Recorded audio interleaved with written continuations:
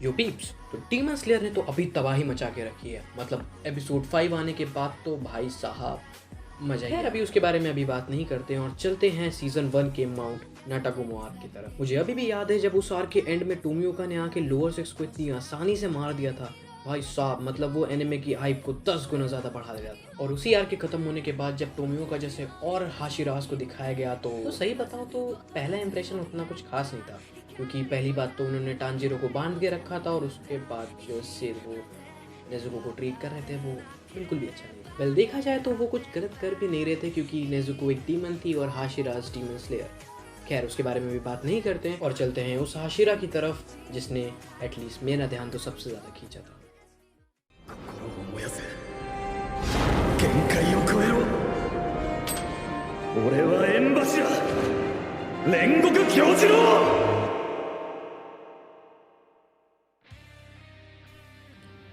तो इससे पहले लोग मुझे कुछ और समझने लगे और कहें कि मित्सुरी और शिनोबु को होते तो मैं रेनगोकू दिखा स्क्रीन। तो फर्स्ट ऑफ ऑल शिनोबु को हम पिछले आर्क में देख चुके थे, और सेकंड चीज़ कि मैं प्लॉट की नहीं अपीयरेंस की बात कर रहा था। और अपीयरेंस से मेरा मतलब है कि एक एक हाशिराज को जब तक इंट्रोड्यूस नहीं कराया गया तब तक हम क्लियरली नहीं बता सकते थे कि इसके पास क्या रिलेटेड पावर्स होंगी।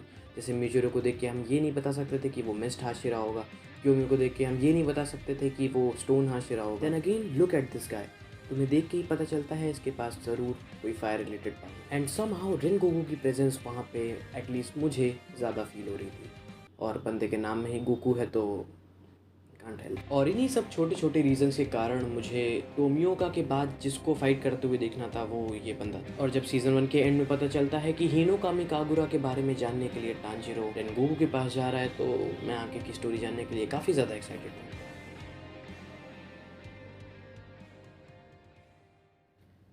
तो सीज़न 1 के ख़त्म होते होते हमें एक बात पता चल जाती है कि टांजीरो ने अभी भी जितनी ट्रेनिंग करी है वो इनफ नहीं है। वो अभी भी कमज़ोर है as compare to any hashira और even lower rank demon. Upper rank की तो बात ही छोड़। पर अगर ये चीज़ फिर से मूवी में दिखाई जाती तो ये चीज़ रेपिटेटिव लगती। लाइक टांजीरो सब कुछ कर तो रहा है लेकिन आखिरी में सारा काम हाशिरा को करना पड़ रहा है। बट आई एम ग्लैड कि मूवी का पहला हाफ ये चीज़ करने में अच्छी तरह कामयाब होता है that Tanjiro was able to defeat lower one, of course by taking help of Zenitsu, Nezuko, Inosuke and Rengoku. सब कुछ बढ़िया जा रहा होता है, मूवी एक हैप्पी एंडिंग की तरफ बढ़ रही रहती है, लेकिन तभी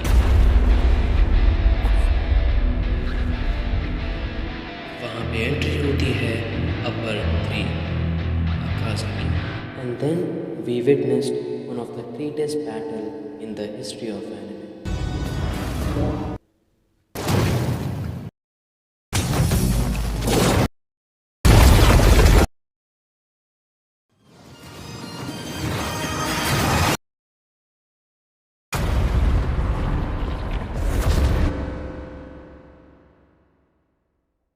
ड्यूरिंग दिस फाइट एक पॉइंट ऐसा आता है जहां हमें कहीं ना कहीं रियलाइज़ होने लगता है कि ये लड़ाई शायद रेनगोकू के हित में ना जाए, क्योंकि अकाज़ा के किए हुए अटैक्स रेनगोकू को लगातार लगते जा रहे थे और सीवियरली डैमेज भी किए जा रहे थे, और वहीं रेनगोकू के दिए हुए कट्स कॉन्स्टेंटली हील होते जा रहे थे। पर कहीं ना कहीं अंदर एक थोड़ी मोड़ी होप बची थी। क्या पता तांजीरो कोई अपना हिडन फॉर्म अनलीश कर दे, क्या पता रेनगोकू के पास कोई और आखिरी अटैक बचा हो, क्या पता कोई हाशिरा आके इंटरफेयर कर, काश कुछ तो ऐसा हो जाए जिससे एटलीस्ट ये सब सरवाइव कर जाए। But this fight left everybody heart broken because in terms of strength Akaza completely overpowered Rengoku, which resulted as the defeat of Rengoku.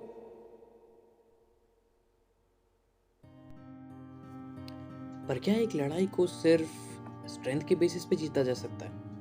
At least I don't think so, क्योंकि मेरे मुताबिक तो एक लड़ाई तब खत्म होती है जब उससे लड़ने का मोटिव पूरा, जिस चीज के लिए हम लड़ रहे हैं हम वो पा सक रहे हैं, और यहाँ पे बाजी पलट जाती है। एज अ डीमन पता है अकाज़ा का क्या मोटिव था?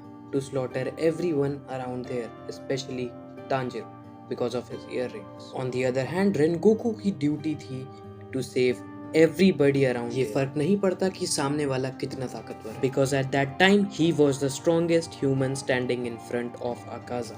और उसकी मदर की आइडियोलॉजी के अनुसार हर ताकतवर इंसान को अपनी ताकत का उपयोग किसी कमज़ोर की मदद के लिए करना चाहिए, क्योंकि अगर वो नहीं करेंगे तो इंसान शायद सर्वाइव ही नहीं कर पाएगा। और अपनी माँ के इन्हीं शब्दों को रेनगोकू मरते समय तक नहीं भूला, क्योंकि उस रात उस ट्रेन में बैठे हुए किसी भी पैसेंजर की जान नहीं गई।